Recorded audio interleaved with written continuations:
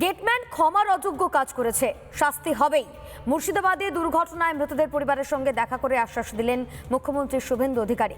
গত শুক্রবার কর্ণসুবর্ণের গোবিন্দপুরে রেলগেটে মৃত্যু হয় 4 পড়ুয়া সহ মোট 5 জনের।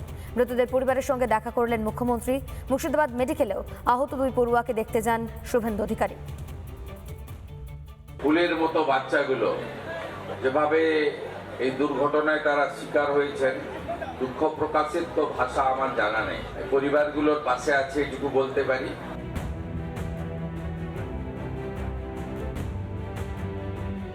দুর্ঘটনায় 4 শিশুর মৃত্যুর ঘটনা। গত 17 জুলাইয়ের ঘটনায় আরও এক ব্যক্তির প্রাণ যায়। মৃতদের পরিবারের পাশে দাঁড়াতে মুর্শিদাবাদে মুখ্যমন্ত্রী শুভেন্দু অধিকারী দেখা করলেন গোবিন্দপুর রেলগেটে মৃত পড়ুয়াদের পরিবারের সঙ্গে। ঠিক ঘটনাস্থলে এই মুহূর্তে মুখ্যমন্ত্রী শুভেন্দু অধিকারী এসে পৌঁছলেন কর্ণসুবর্ণ গোবিন্দপুরে, যেখানে এই মর্মান্তিক ট্রেন দুর্ঘটনা ঘটেছিল।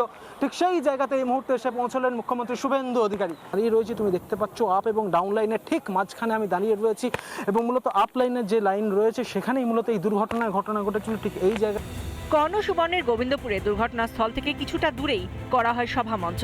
সেখানেই মৃতদের পরিবারের সঙ্গে দেখা করেন মুখ্যমন্ত্রী। ওই গেটম্যান তার চূড়ান্ত শাস্তি হবে আইনের মধ্যে। এটা ক্ষমার অযোগ্য। আমি পরিবারগুলোর পাশে আছি। আমি প্রত্যেকের সঙ্গে আলাদা করে কথা বলেছি। পরিবারগুলো যদি যা চেয়েছে আমার কাছে, যেটা আমার ক্ষমতার মধ্যে, সক্ষমতা আমার নেই, আমি সেটা করব। 15 দিনের মধ্যে করব।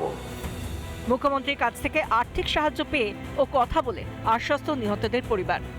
মুখ্যমন্ত্রী যেটা বলে গেছে, ওরা ভালোর জন্য বলে গেছে উনি, ঠিক আছে, আমরা উনি সন্তুষ্ট আছি।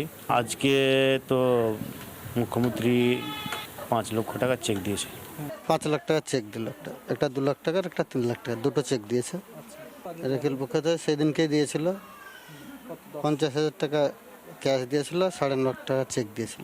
বলেছে 15 দিনের মধ্যে আমি আমাদের আশা পূরণ করবে বলেছে। গেটম্যানে তো শাস্তি আমরা চাই। ওর ভুলের জন্য তো আজ 4টে বাচ্চা আর একটা বয়স্ক লোকের প্রাণ চলে গেল। কর্ণসুবর্ণ থেকে বহরমপুরে মেডিকেল কলেজ হাসপাতালে যান মুখ্যমন্ত্রী শুভেন্দু অধিকারী। হাসপাতালে ভর্তি জখম 2 শিশুর শারীরিক অবস্থার খোঁজ খবর নেন।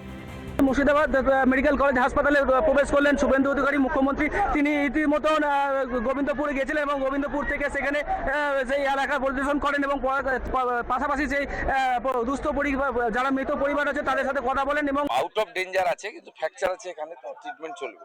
পুলিশকে বলা হয়েছে এই যার জন্য এত বড় ঘটনা ঘটলো, এটা তো কমপ্লিটলি হিউম্যান এরর, ইরেসপন্সিবিলিটি কাজ করেছে। আমরা ব্যবস্থা নিচ্ছি। 7 সকালে স্কুল, বন্ধুদের সঙ্গে খুনসুটি। সেই স্কুলে যাওয়ার পথেই সব শেষ, আর বাড়ি ফিরল না 4 একরত্তি। তাদের পরিবারের পাশে মুখ্যমন্ত্রী। রিপাবলিক বাংলা। নানা ধরনের কন্টেন্ট দেখার জন্য লাইক করুন, শেয়ার করুন আমাদের ফেসবুক পেজ, সাবস্ক্রাইব করুন আমাদের ইউটিউব চ্যানেল।